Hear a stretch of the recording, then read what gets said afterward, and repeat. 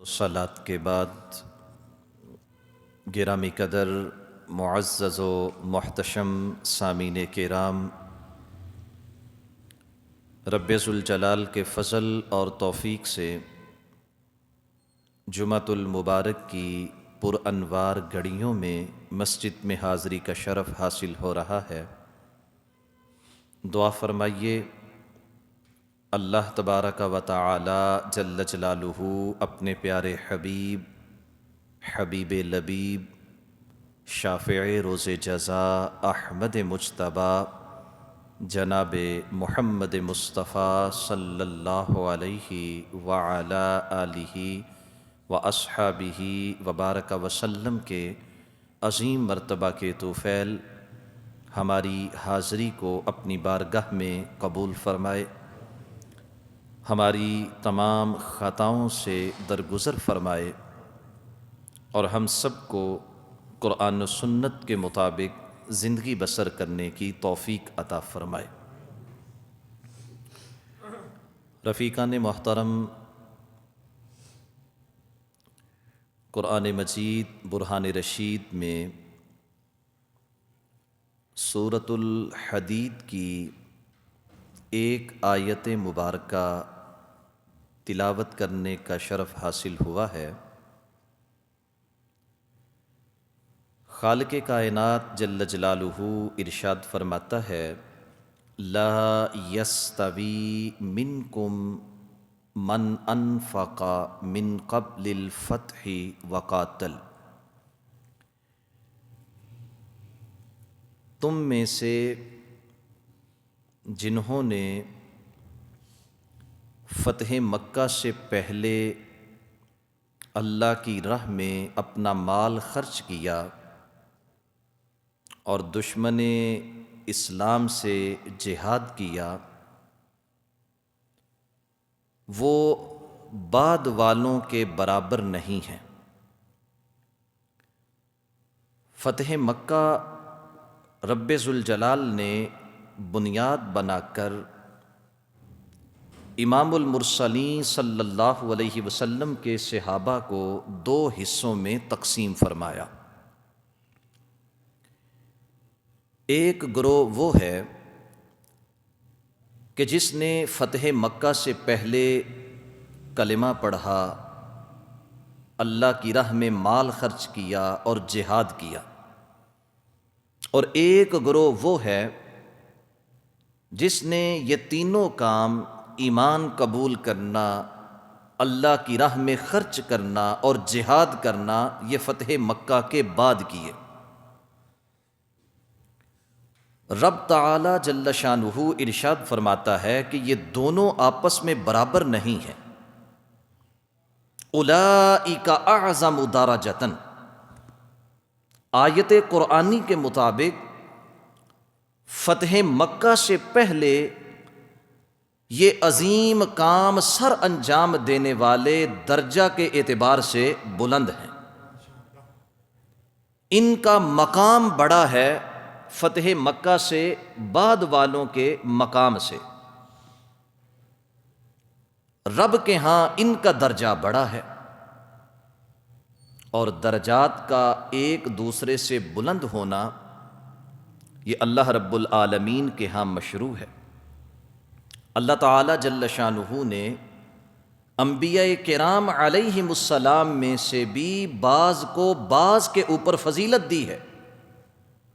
تلک الرسل فضلنا بعضهم علی بعض، رب ارشاد فرماتا ہے کہ یہ گروہ مرسلین ہے، یہ میرے رسول ہیں، ان میں سے بعض کو میں نے بعض کے اوپر فضیلت دی ہے۔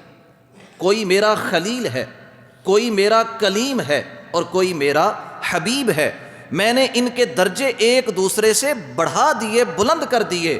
لیکن عزیز دوستو، رب ذوالجلال امام المرسلین صلی اللہ علیہ وسلم کے صحابہ کے ان دونوں گروہوں کو ذکر کرنے کے بعد ایک عام اعلان فرماتا ہے۔ وہ اعلان کیا ہے؟ فرمایا وَكُلًّا وَعَدَ اللَّهُ الْحُسْنَىٰ، فتح مکہ سے پہلے کے ہوں، فتح مکہ سے بعد کے ہوں، رب ذوالجلال نے ان سب کے ساتھ اپنی جنت کا وعدہ فرما دیا ہے۔ ان سب کے ساتھ خالق کائنات جل جلالہ نے جنت کا وعدہ کیا ہے۔ تو اللہ کا قرآن یہ بتا رہا ہے کہ اعلیٰ سے اعلیٰ درجے کا صحابی ہو جنتی ہے، کم سے کم درجے کا صحابی ہو وہ بھی جنتی ہے۔ خالق کائنات جل جلالہ نے ان کو اپنی جنت کا مہمان بنا دیا، تمام کے تمام جنتی ہیں۔ اور احباب گرامی، اہل ایمان کے اوپر یہ لازم ہے کہ وہ اہل جنت کے ساتھ عزت سے پیش آئیں اور ان کے ساتھ محبت کا تعلق اور رشتہ ہمیشہ قائم رکھیں، چونکہ وہ اس مقام پر ہیں جو اللہ کی رحمت کا مقام بنتا ہے، اور جو اللہ کی رحمت کے مقام پر پہنچ جائے پھر اس کے ساتھ محبت کرنے سے انسان کو خود رب کی رحمت میسر آتی ہے۔ اور اگر اس سے نفرت کرے گا، اگر اس سے بغض رکھے گا، یا اگر اس کے اوپر لان تان کرے گا، تو پھر وہ لان تان اس کے اوپر نہیں جائے گا، پلٹ کے کرنے والے کے اپنے اوپر آئے گا۔ جامع ترمذی کی حدیث مبارکہ ہے، میرے آقا ارشاد فرماتے ہیں کہ من لعن شیئا لیس لہ بأہل، اگر کوئی شخص کسی چیز کے اوپر اپنی لعنت بیچتا ہے، کسی چیز کے لیے لعنت کی بد دعا کرتا ہے، آقا فرماتے ہیں میرا رب دیکھے گا، میرا رب دیکھے گا کہ اگر اس چیز کے اوپر لعنت صادق آتی ہے، واقعتاً وہ چیز ملعون ہے، تو رب ذوالجلال اس بیچی گئی لعنت کو اس کے اوپر ڈال دے گا، اور اگر وہ ایسی نہیں ہے تو پھر یہ لعنت پلٹ کر لعنت کرنے والے کے اپنے اوپر آئے گی۔ تو احباب گرامی، جو جنت میں جا چکے، جو رب کی رحمت کے حقدار بن چکے، اگر کوئی ان کے متعلق لعن تان کرے گا ان کو کوئی فرق نہیں پڑے گا، اور وہ لعنت پلٹ کے کرنے والے کے اپنے اوپر آ کر گرے گی۔ جیسے ہمارے عرف میں ایک مثال ہے کہ ایک شخص چاند کو دیکھے، لیکن اس کو چاند کی چمک اتنی پسند نہ آ رہی ہو، اس کی روشنی اسے پریشان کر رہی ہو، کیونکہ اپنی آنکھوں کا قصور ہے، اپنے دل میں انکباس ہے، تو وہ اپنے غصے کا اظہار کرنے کے لیے اپنا تھوک منہ اٹھا کر چاند کے اوپر ڈالنے کی جب کوشش کرے تو وہ تھوک چاند تک نہیں پہنچے گا، پلٹ کے اس کے اپنے چہرے کو ہی آلودہ کر لے گا۔ اور یہی صحابہ کے اوپر، امام المرسلین صلی اللہ علیہ وسلم کے صحابہ کے نسبت کے حاملین کے اوپر لعنت کرنے والے کا انجام ہے کہ ان تک تو یہ لعنت نہیں پہنچتی، پلٹ کر کرنے والے کے اپنے اوپر آ کر گرتی ہے۔ اور احباب گرامی، اس حکم میں کہ یہ محبوب کے صحابہ تمام کے تمام جنتی ہیں، اس حکم میں جس طرح خلفائے راشدین داخل ہیں، جس طرح عشرہ مبشرہ داخل ہیں، جس طرح ازواج مطہرات داخل ہیں، جس طرح اہل بیت اطہار داخل ہیں، اسی طرح امام المرسلین صلی اللہ علیہ وسلم کے تمام صحابہ داخل ہیں۔ وہ حضرت سیدنا ابو موسیٰ اشعری ہوں، وہ حضرت عمر بن عاص ہوں، وہ حضرت امیر معاویہ ہوں، وہ حضرت وحشی بن حرب ہوں، رب ذوالجلال نے ان سب کے واسطے اپنی طرف سے جنت کا اعلان فرما رکھا ہے۔ احباب گرامی، آئیے ماہ رجب المرجب، اس کی 22 تاریخ کاتب قرآن سلطان الاسلام حضرت سیدنا امیر معاویہ رضی اللہ تعالی عنہ کا یوم وصال ہے۔ آپ کے متعلق کچھ لوگ ہرزہ سرائی کرتے ہوئے، لان تان کا انداز اختیار کرتے ہوئے اللہ رب العالمین کی رحمت سے دور ہٹتے ہٹتے اللہ کی لعنت کے مستحق بن جاتے ہیں۔ تو ہم بحمدہ تعالی امام المرسلین صلی اللہ علیہ وسلم کی نسبت کی قدر کرنے والے لوگ ہیں۔ وہ نسبت صحابہ کو ملی ہو یا اہل بیت اطہار کو ملی ہو، وہ خلفائے راشدین کے پاس ہو یا ازواج مطہرات کے پاس ہو، وہ آپ کی حدیث لکھنے والوں کے پاس ہو یا آپ کی وحی قرآن کو لکھنے والوں کے پاس ہو، ہم بحمدہ تعالی ہر کسی کی قدر کرنے والے ہیں۔ حضرت سیدنا معاویہ رضی اللہ تعالی عنہ کے متعلق کچھ لوگ اہل بیت اطہار کا نام لے کر بیزاری کا اظہار کرتے ہیں۔ تو آج کی جو ہماری گفتگو ہے اس میں آپ دوستوں کے سامنے یہ عرض کروں گا کہ جناب معاویہ رضی اللہ تعالی عنہ کے متعلق میرے محبوب کے گھر والوں کا فیصلہ کیا ہے، آقا کے اہل بیت کا جناب معاویہ کے متعلق فیصلہ کیا ہے۔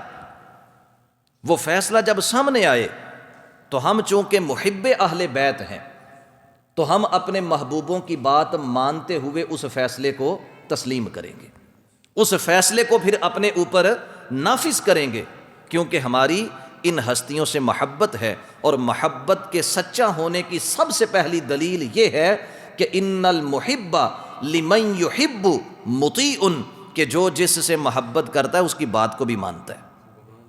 اگر ہم محبت کا دعویٰ کریں لیکن جناب علی کی بات ہی نہ مانیں، حسنین کریمین کی بات ہی نہ مانیں، امام المرسلین صلی اللہ علیہ وسلم کے اہل بیت کی بات کو نظر انداز کر دیں، تو پھر ہم اپنی محبت میں سچے نہیں ہوں گے، جھوٹے ہوں گے، اور نہ ہی ان ہستیوں کو ہماری یہ محبت قبول ہوگی۔ بیزار ہیں وہ اس محبت سے کہ جس محبت میں ان کی بات کو تسلیم نہ کیا جائے۔ تو عزیزان گرامی قدر، آئیے حضرت سیدنا معاویہ رضی اللہ تعالی عنہ نے عمرۃ القضاء کے موقع پر ایمان قبول کیا، لیکن فتح مکہ کے موقع پر اپنے والدین سمیت محبوب کی خدمت میں حاضر ہو کر اپنے ایمان کا اظہار کیا۔ اللہ قرآن میں فرماتا ہے، سورہ یونس کی آیت مبارکہ ہے، وَمَا كَانَ لِنَفْسٍ أَن تُؤْمِنَ إِلَّا بِإِذْنِ اللَّهِ، کوئی جان اللہ کی اجازت کے بغیر مومن نہیں ہو سکتی۔ کسی جان کا مومن ہونے کے لیے اللہ کی اجازت کا ہونا ضروری ہے۔ ایک وقت تھا کہ مکہ المکرمہ میں رہنے والے یہی لوگ امام المرسلین صلی اللہ علیہ وسلم سے بیگانگی اختیار کرتے تھے، آپ کے خلاف جنگوں میں نکلتے تھے، آپ کے پیغام کے سامنے بند باندھنے کی کوشش کر رہے تھے، لیکن جب اللہ کا کرم ہوا یہی ہستیاں آپ کے جانثار بن گئے۔ تو یہ ایمان اللہ کی طرف سے ان کو دیا گیا، اور اس پر قرآن شاہد ہے کہ کوئی ذات اپنی مرضی سے کلمہ نہیں پڑھ سکتی۔ سال ہا سال سے مخالفت رہی، لیکن جب اللہ کا اذن آیا تو رب ذوالجلال نے نفرت کو دل سے نکال کر کے ایمان کو داخل فرما دیا۔ ایمان داخل ہوا تو جناب معاویہ ہوں یا فتح مکہ کے موقع پر دیگر کلمہ پڑھنے والے صحابہ ہوں، یا فتح مکہ کے بعد امام المرسلین صلی اللہ علیہ وسلم کے وصال تک آپ کی غلامی اختیار کرنے والے لوگ ہوں، یہ تمام کے تمام اللہ رب العالمین کی مرضی سے، اللہ کی اجازت سے آپ کے قریب آئے ہیں۔ عزیزان گرامی قدر، اسی طرح میرے آقا صلی اللہ علیہ وآلہ وسلم کے صحابہ، بالخصوص آپ کے خلفاء، نبی مکرم کے وصال کے بعد عہد خلافت راشدہ کا دور اٹھائیے، آپ کو ایک ایک دن امام المرسلین صلی اللہ علیہ وسلم کی فضیلت کوثر کی موجوں کی صورت میں نظر آئے گا۔ عہد صدیقی ہو، فاروقی ہو، عثمانی ہو، علوی ہو، یا امام حسن مجتبیٰ کے 6 مہینے ہوں، یا آپ کے بعد حضرت سیدنا امیر معاویہ رضی اللہ تعالی عنہ کا 20 سالہ دور اقتدار ہو، امام المرسلین صلی اللہ علیہ وآلہ وسلم کے احکامات عملی صورت میں ہمیں وہاں پر نظر آتے ہیں۔ جس وقت حضرت معاویہ رضی اللہ تعالی عنہ نے کلمہ پڑھا تو میرے آقا صلی اللہ علیہ وسلم نے آپ کو اپنا رازدان بھی بنایا، آپ کو اپنا مشیر خاص بھی بنایا، آپ کو اپنا معتمد خاص بھی بنایا، اور آپ کو رب ذوالجلال کا قرآن لکھنے والا کاتب بھی بنا دیا۔ جناب صدیق اکبر رضی اللہ تعالی عنہ کی دور میں دشمنان اسلام کے خلاف جتنی جنگیں ہوئیں، حضرت معاویہ ان جنگوں میں شریک ہوئے، سالاری کرتے رہے۔ حضرت عمر فاروق رضی اللہ تعالی عنہ نے اپنے دور میں آپ کو ملک شام کا گورنر بنا دیا، اور آپ پر اتنا اعتماد تھا کہ جب آپ بیت المقدس کو فتح کرنے کے لیے وہاں تشریف لے گئے اور بیت المقدس میں موجود عیسائی سرداروں کے ساتھ جب آپ کا معاہدہ طے پایا اور فتح کی تحریر جس وقت لکھی گئی، حضرت عمر فاروق رضی اللہ تعالی عنہ نے اس تحریر کے اوپر اسلام کی طرف سے جس بندے کو بطور گواہ پیش کیا تھا وہ حضرت امیر معاویہ رضی اللہ تعالی عنہ تھے۔ جناب معاویہ نے اس تحریر کے اوپر اپنے دستخط کیے ہیں کہ میں اسلام کا نمائندہ بن کے اس بات کی توثیق کرتا ہوں جو باتیں حضرت سیدنا عمر فاروق رضی اللہ تعالی عنہ نے طے فرمائی ہیں۔ پھر احباب گرامی، حضرت عثمان غنی رضی اللہ تعالی عنہ کا دور آیا۔ آپ کے دور میں بدستور آپ دمشق کے گورنر رہے۔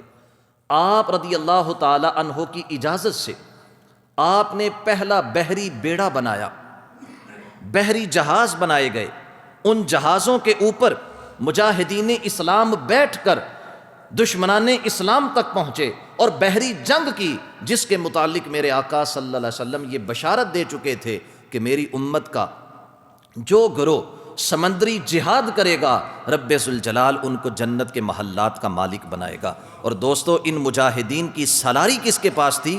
امیر المومنین سیدنا امیر معاویہ رضی اللہ تعالی عنہ کے پاس تھی۔ حضرت عثمان غنی رضی اللہ تعالی عنہ شہید کر دیے گئے، ظلماً آپ کی شہادت ہوئی، اور بڑا ہی وہ خون کچا انداز کہ جس کو بیان کرتے ہوئے بسا اوقات الفاظ زبان سے ادا نہیں ہوتے۔ 82 سال کی عمر، انتہائی شفیق اور مہربان امیر المومنین حالت تلاوت قرآن کے اندر، حالت روزہ کے اندر شہید کر دیے گئے۔ آپ کی حفاظت کے لیے اس وقت آپ کے دروازے کے اوپر مولا کائنات شہنشاہ ولایت حضرت مولا علی رضی اللہ تعالی عنہ نے اپنے شہزادوں کو کھڑا کیا ہوا تھا، جبکہ باغی عقب سے دیوار پھلانگ کر گھر میں داخل ہوئے اور جناب عثمان غنی کو شہید کر دیا۔ اب جس وقت جناب عثمان غنی کی شہادت ہوئی تو یہاں پر آ کر امام المرسلین صلی اللہ علیہ وسلم کے صحابہ میں ایک اختلاف اٹھا۔ اب بات کو ذرا سمجھیے گا۔ جناب عثمان غنی کی شہادت کے اوپر اختلاف پیدا ہوا، صحابہ دو گروہوں میں بٹ گئے۔ ایک گروہ کا تقاضا یہ تھا کہ حضرت عثمان غنی رضی اللہ تعالی عنہ کی قبر انور کی مٹی خشک ہونے سے پہلے آپ کا بدلہ لیا جائے، فوری طور پہ آپ کا قصاص لیا جائے، قاتلان عثمان کو قتل کیا جائے۔ اور دوسرا گروہ یہ کہتا تھا کہ اس وقت بلوائی اپنی سرگرمیاں سر انجام دے رہے ہیں، بغاوت پہ لوگوں کو اکسا رہے ہیں، ریاست مدینہ میں آگ لگا رہے ہیں، سب سے پہلے خلیفہ اسلام کا انتخاب ہونا چاہیے تاکہ ایک مجاز اتھارٹی ہو اور وہ اپنی سرپرستی کے اندر جناب عثمان غنی رضی اللہ تعالی عنہ کا قصاص لے۔ عزیز دوستو، یہ تھا نقطہ اختلاف صحابہ کے مابین۔ دونوں ہستیاں، دونوں گروہ اچھی نیت، اچھا ارادہ رکھتے تھے۔ ایک گروہ کا کہنا یہ تھا، جن میں ام المؤمنین حضرت سیدہ عائشہ صدیقہ ہیں، جن میں 10 مبشرہ صحابہ میں سے حضرت طلحہ بن عبید اللہ ہیں، حضرت زبیر بن عوام ہیں، حضرت سیدنا علی المرتضیٰ کے بھائی جناب عقیل ہیں، حضرت عمر بن عاص ہیں، ابو موسیٰ اشعری ہیں، حضرت امیر معاویہ ہیں۔ ان لوگوں کا کہنا یہ تھا کہ جناب عثمان غنی رضی اللہ تعالی عنہ کا بدلہ لیا جائے، فی الفور ان کے قاتلوں کو قتل کیا جائے۔ اور دوسری طرف حضرت سیدنا علی المرتضیٰ ہیں، کئی اجلہ صحابہ آپ رضی اللہ تعالی عنہ کے ساتھ کھڑے ہیں، اور ان کا کہنا یہ تھا کہ پہلے خلیفہ اسلام کا انتخاب کر لو، پہلے امیر المومنین کو منتخب کر لو، اور اس کے بعد پھر ان سے بدلہ بھی لیا جائے گا۔ عزیزان گرامی قدر، خوارج نے یہ بے تکی بات بھی کی، غلاظت برا یہ جملہ بول دیا کہ جناب علی چونکہ اپنی خلافت چاہتے تھے اس لیے تاخیر کرتے رہے، ہم خوارج کے اوپر لعنت کی پھٹکار بیچتے ہیں، ہم یہ ایمان رکھتے ہیں کہ جناب علی رضی اللہ تعالی عنہ کے دل و دماغ کے اندر ریاست و حکومت کے لالچ کے حوالے سے 1% بھی ایسی بات موجود نہیں تھی۔ آپ رضی اللہ تعالی عنہ خالصتاً مسلمانوں کو منظم کرنے کے لیے یہ اعلان فرما رہے تھے، منظم کرنے کے لیے یہ اقرار فرما رہے تھے۔ یہی وجہ ہے کہ جب آپ کے سامنے لوگ حاضر ہوئے کہ ہم آپ کو امام المرسلین صلی اللہ علیہ وسلم کے دیگر خلفاء کی طرح خلیفہ منتخب کرتے ہیں، تو آپ نے انکار فرما دیا تھا۔ آپ نے فرمایا جاؤ کسی اور کو چل کے تلاش کرو، یہ ذمہ داری کسی اور کو سپرد کرو، میں اس کے لیے تیار نہیں ہوں۔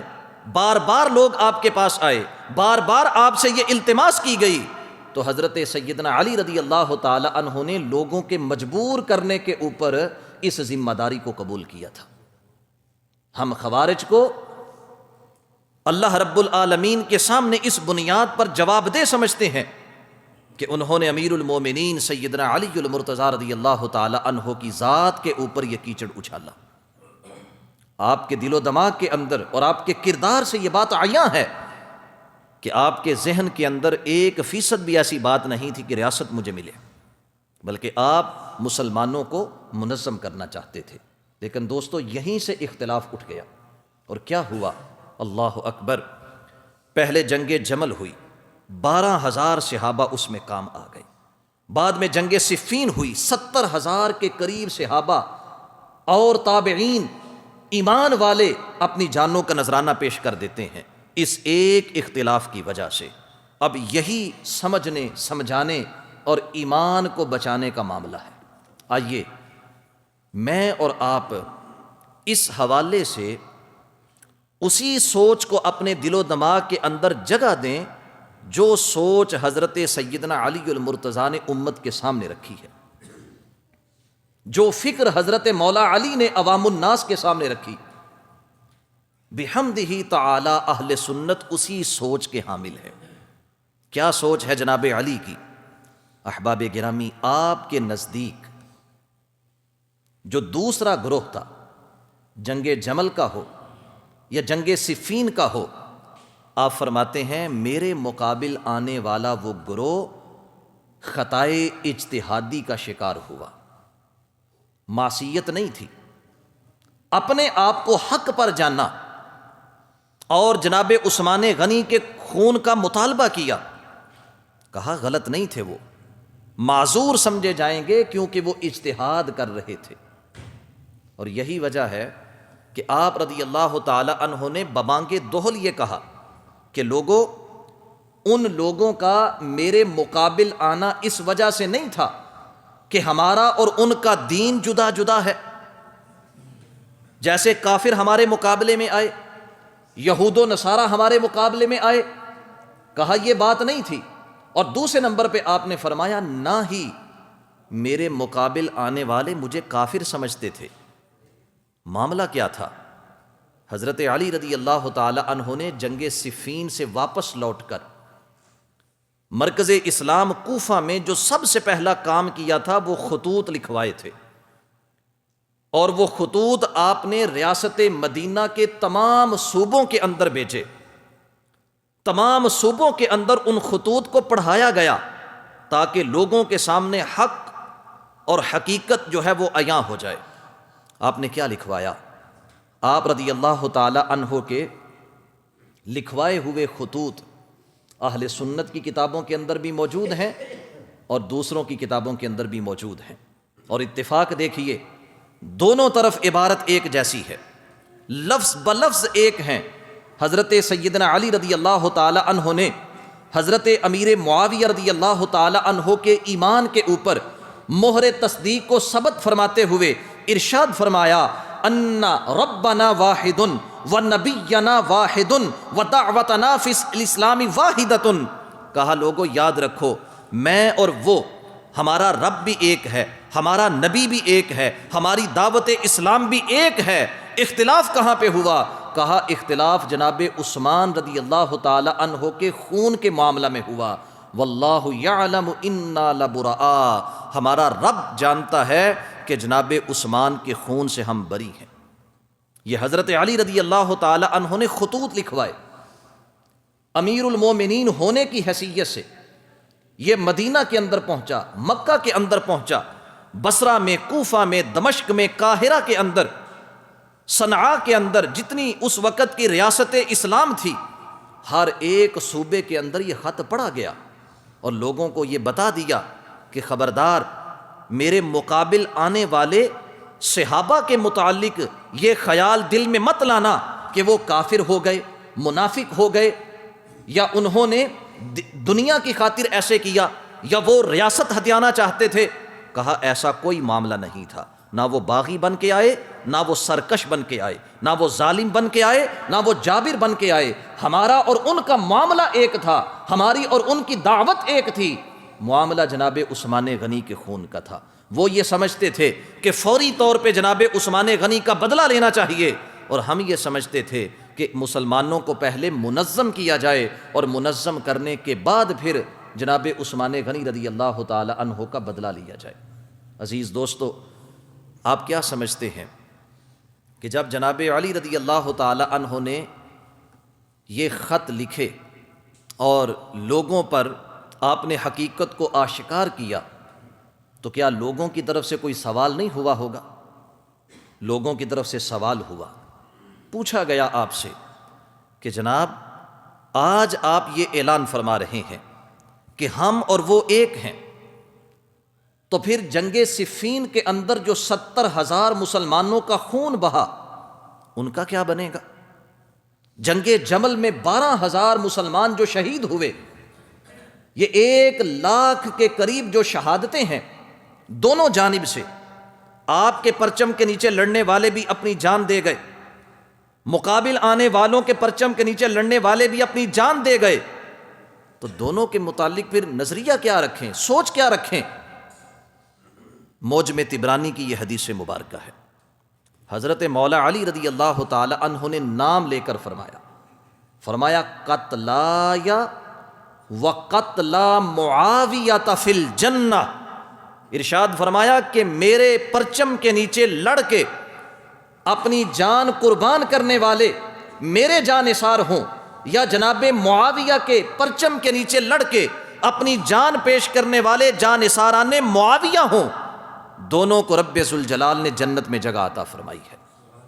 دونوں کے لیے حضرت علی رضی اللہ تعالی عنہ نے ایک مقام بیان کیا، یہ نہیں کہا کہ میرے ساتھ جو آئے تھے وہ تو چلے گئے جنت میں، اور جو مقابل آئے تھے وہ جنت سے پیچھے روک دیے گئے، جنت سے محروم ٹھہرے، نہیں، ایک فیصلہ فرمایا فی الجنہ، دونوں جنت کے اندر ہیں۔ تاریخ اس بات پر گواہ ہے کہ جناب علی رضی اللہ تعالی عنہ نے دونوں طرف کے مقتولین کے جنازے پڑھائے ہیں، دونوں طرف کے مقتولین کے لیے مغفرت کی دعا کی ہے۔ اگر آپ رضی اللہ تعالی عنہ اپنے مقابل آنے والوں کو غلط سمجھتے، اپنے مقابل آنے والوں کو معاذ اللہ کافر اور منافق قرار دیتے، تو کیا آپ ان کی نماز جنازہ کو ادا کرتے؟ کیا آپ ان کے لیے ہاتھ اٹھاتے؟ کیا آپ ان کے جنتی ہونے کا اعلان فرماتے؟ ہاشا وکلا، یہ حضرت علی رضی اللہ تعالی عنہ کا فیصلہ ہے جو آپ نے حضرت معاویہ رضی اللہ تعالی عنہ کے متعلق فرمایا ہے۔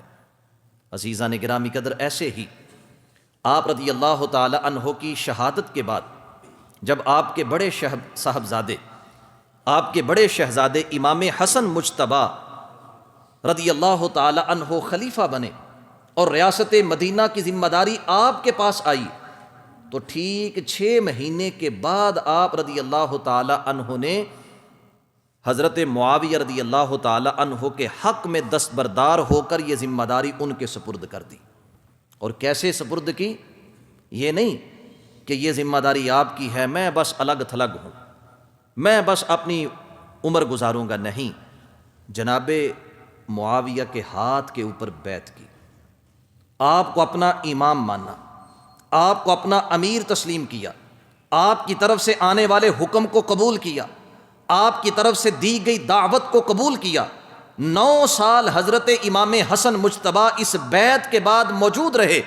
ان 9 سالوں میں حضرت سیدنا امام حسن مجتبی نے جناب معاویہ کے ساتھ محبت کا حق ادا کیا۔ آپ کے وصال کے بعد حضرت امام حسین نے جناب معاویہ رضی اللہ تعالی عنہ کے وصال تک مسلسل 11 سال جناب معاویہ رضی اللہ تعالی عنہ کے ساتھ اس تعلق کو نبھایا ہے۔ اور کیسے نبھایا ہے؟ 1-2 باتیں میں عرض کرتا ہوں۔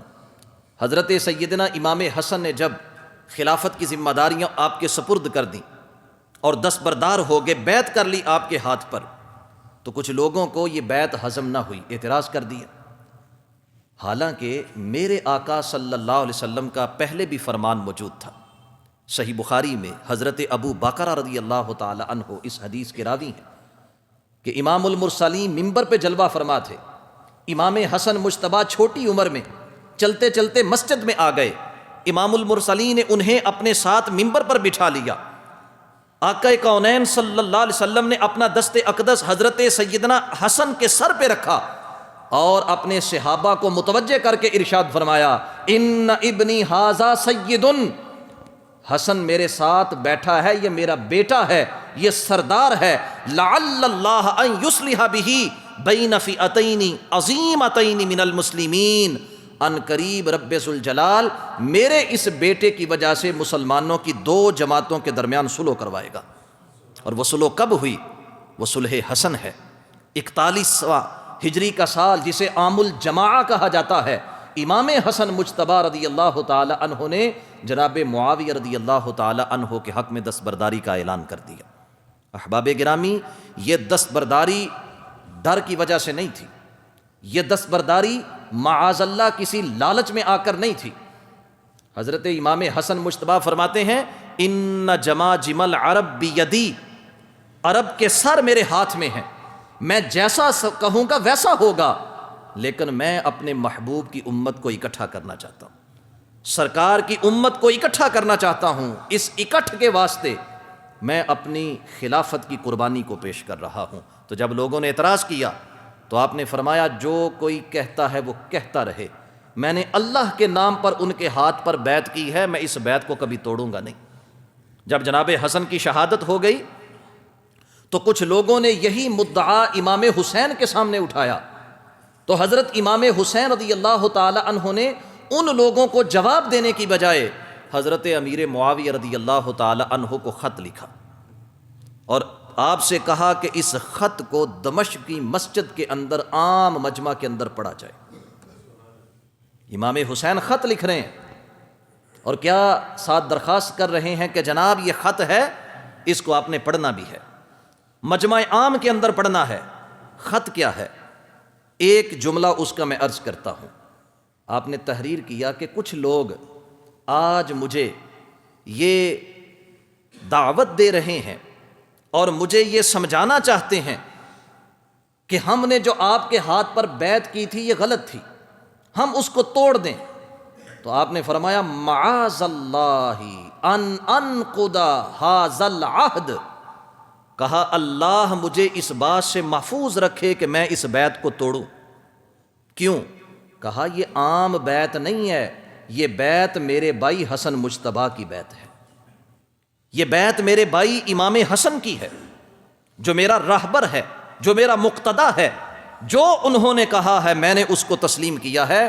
آج کچھ لوگوں کی خواہش ضرور ہے کہ میں دستبردار ہو جاؤں، توڑ دوں، ختم کر دوں، لیکن میں اس کو توڑنے والا نہیں ہوں، میں اس کو ہمیشہ برقرار رکھوں گا۔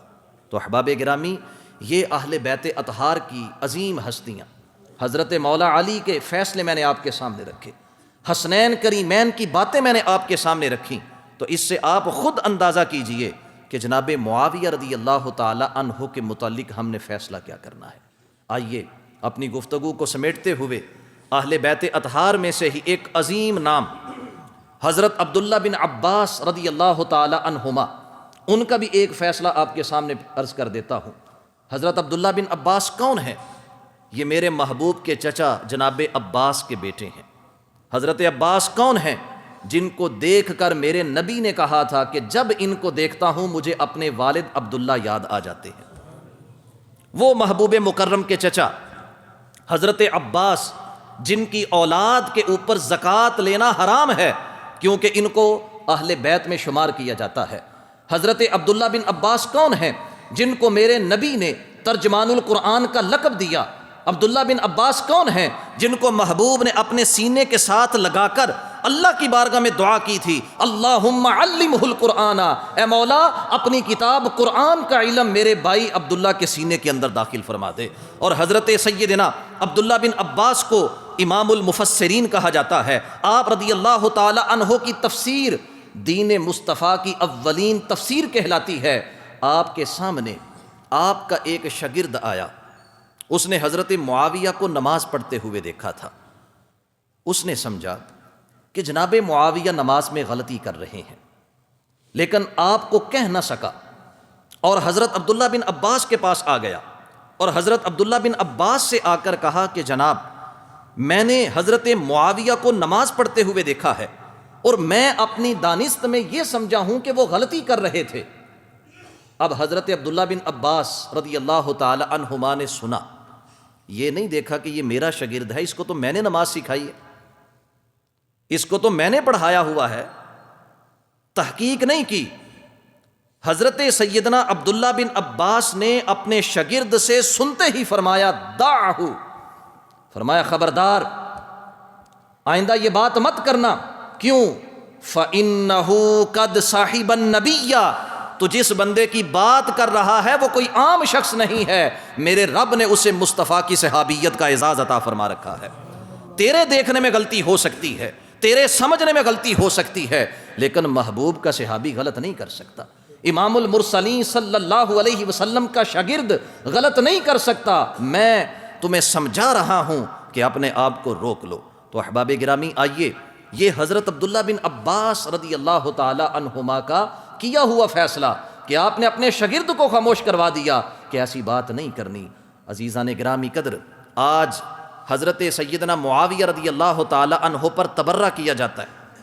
کچھ اپنے آپ کو سنی کہنے والے محبت علی کا نعرہ لگاتے ہوئے آپ سے بیگانگی کا اظہار کرتے ہیں، کچھ آپ کو امیر شام کہہ کر آپ کی تدحیق کرنے کی کوشش کرتے ہیں۔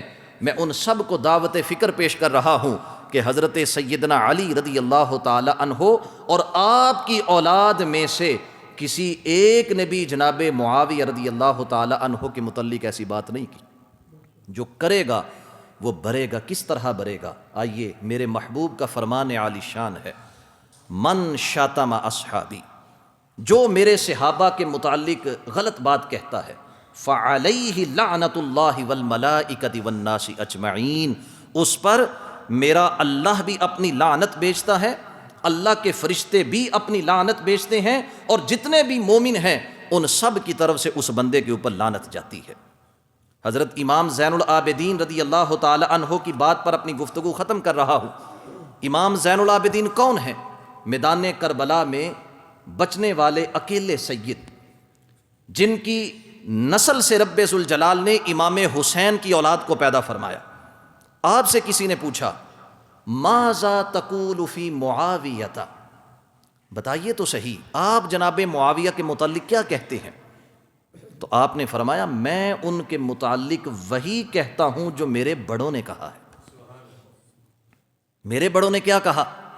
3 جملے ہیں دوستو، وقت ہمارا ہو گیا، بس اختصار سے عرض کر دیتا ہوں۔ جناب امام زین العابدین نے کہا وہی کہوں گا جو میرے بڑوں نے کہا۔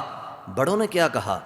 کہا کہ حضرت معاویہ مدبر اسلام ہے، حضرت معاویہ کاتب قرآن ہے، حضرت معاویہ رازدان مصطفیٰ ہیں، حضرت معاویہ معتمد مصطفیٰ ہیں، حضرت معاویہ سخی ہیں، حضرت معاویہ عبادت گزار ہیں، حضرت معاویہ وہ امین ہیں کہ جن سے امام الانبیاء نے اپنا قرآن لکھوایا ہوا ہے، جن سے امام الانبیاء نے اللہ کے قرآن کو تحریر کروایا۔ کہا اور میں ان کے متعلق کیا کہوں؟ کیا تم یہ سننا چاہتے ہو کہ میں تمہاری بولی بولوں، تمہارے جملے ادا کروں اور ان سے بیگانگی کا اظہار کروں؟ حاشا وکلا، میں علی کا خون ہوں، میں خاندان نبوت کا چشم و چراغ ہوں، ہم نے ہمیشہ سچائی کے اوپر پہرا دیا ہے۔ میں وہی کہوں گا جو اللہ رب العالمین نے شان جناب معاویہ کو عطا فرما رکھی ہیں۔ احباب گرامی، 22 رجب المرجب حضرت سیدنا معاویہ رضی اللہ تعالی عنہ کا یوم وصال ہے۔ اسی مناسبت سے یہ چند باتیں آپ کے متعلق عرض کی ہیں۔ انشاءاللہ آئندہ ہفتے میں حضرت معاویہ کی زبان سے اہل بیت اطہار کی جو تعریف ہوئی اس کا ذکر کروں گا۔ اللہ تعالی جل شانہ ہمیں اہل بیت اطہار کے فیصلوں کو ماننے کی توفیق عطا فرمائے۔ وآخر دعوانا ان الحمد